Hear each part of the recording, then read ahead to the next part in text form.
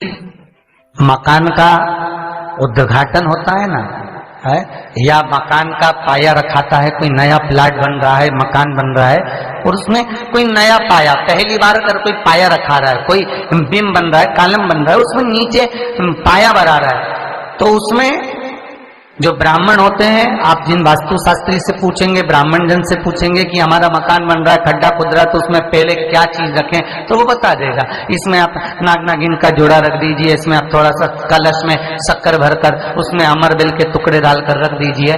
पर शिव महापुराण, स्कंद पुराण, वास्तुशास्त्र, अग्नि पुराण और वामन पुराण, ये वामन पुराण के अंतर्गत भी मिलेगा और अग्नि पुराण के अंतर्गत भी मिलेगा कि यदि नूतन मकान के पाए में एक नारियल के गोले में गुड़ भरकर शमी पत्र रखकर उसको दबा दिया जाए तो उस घर में कभी संपदा की कमी नहीं होती और क्लेश नहीं हो सकता, चाहे कितनी भी अहंकारी बहू क्यों ना हो, चाहे कितना भी अभिमतता रखने वाली सास क्यों ना बहू, उस सास बहू में प्रेम ही रहेगा, क्लेश नहीं हो सकता।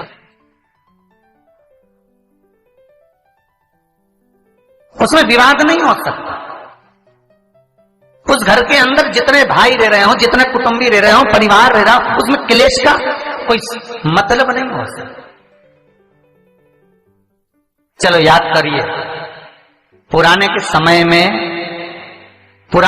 में कितना प्रेम होता था भाइयों में, सत्य बोलना, बहनों में, भाइयों में, बुआओं में, इतना बड़ा परिवार और ऐसा प्रेम रहता था, कोई जमीन मांगे ना जायदाद मांगे, ना दुकान का हिस्सा मांगे, ना रकम मांगे, इतना प्रेम कहां से आता था। तो पुरानी बात याद करो, पहले के समय में ये सीमेंट के मकान बनते थे क्या?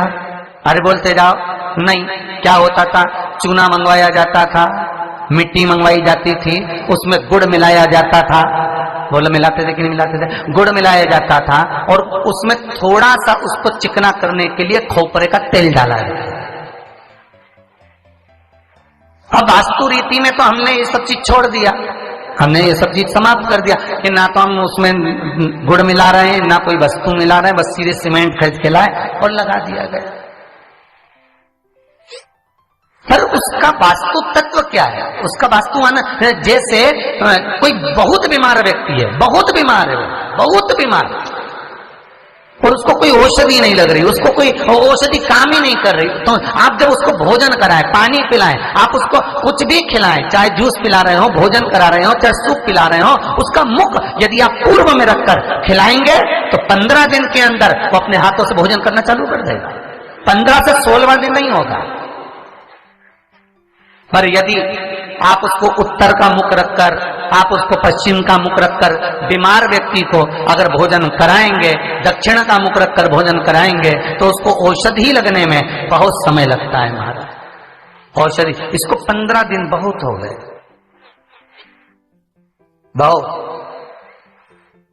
जैसे दक्षिण की ओर मुख कर कर भोजन करने वाले व्यक्ति का उदर, पेट, वो कहते हैं ना रोग हो जाते पेट के, रोग बहुत सारे हैं महाराज, बहुत रोग है महाराज, पेट से जुड़ा हुआ कब्ज का भी रहे, गैस का भी रहे, और ना जाने कितनी बीमारियां उसके अंतर्गत हो जाती हैं। तो ये सारे रोग कैसे होते हैं? दक्षिण में बैठकर अगर आप मुख कर भोजन कर रहे हो तो पेट से जुड़ा हुआ रोग कभी जिंदगी में समाप्त नहीं हो सकता। 50 गोली खा लो, 50 ऑपरेशन करा लो, 50 तरह के डॉक्टर को दिखाओ, मतलब यह पक्का है कि आप दक्षिण की ओर बैठकर, दक्षिण की ओर मुख कर आप भोजन ग्रहण कर रहे हो तो आपको वो दुख तो ग्रहण करना ही पड़ेगा, वो दुख तो आपको झेलना ही पड़ेगा।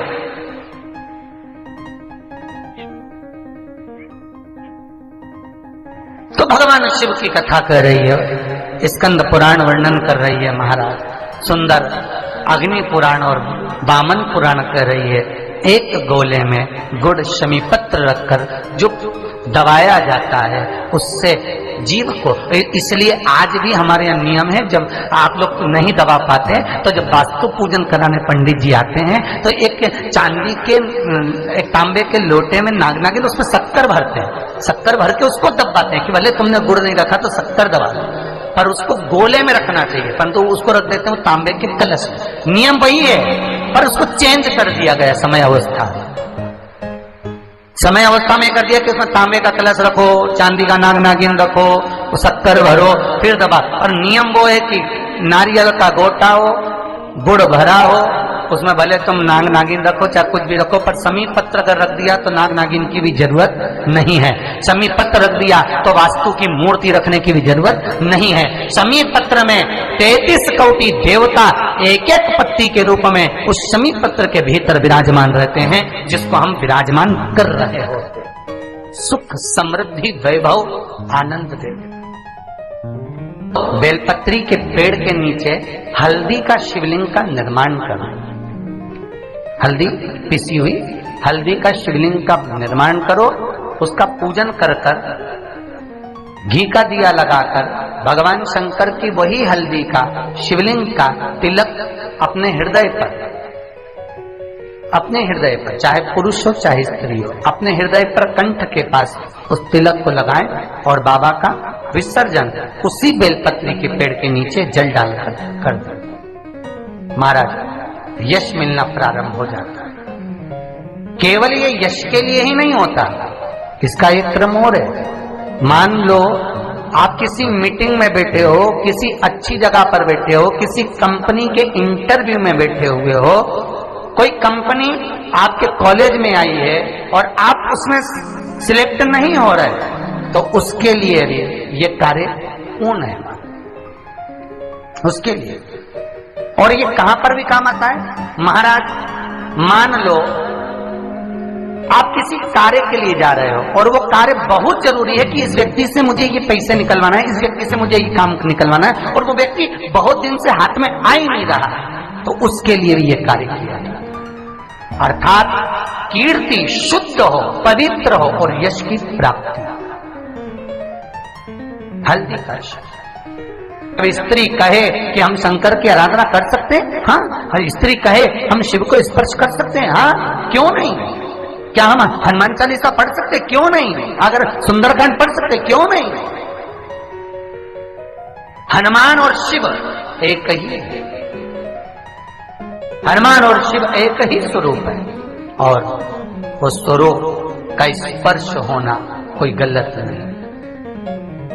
कई लोग कहते हैं हनुमान जी के मंदिर में दिया लगाएं कि ना लगाएं, क्यों नहीं। भगवान शंकर पर जो जल चढ़ता है वो उत्तर दिशा की ओर क्यों जाना चाहिए, ठीक है। और पूजन करने वाले व्यक्ति को महाराज दक्षिण में बैठकर उत्तर की ओर मुख कर कर शंकर का अनुमोदन क्यों करना चाहिए, ठीक है। जब हम शिव जी की अर्चना करते हैं तो हमारा मुख कहाँ ज्यादा होना चाहिए, उत्तर की ओर, ठीक है। दक्षिण की ओर से हम बैठे, जहां भगवान का जल जा रहा है, हमारा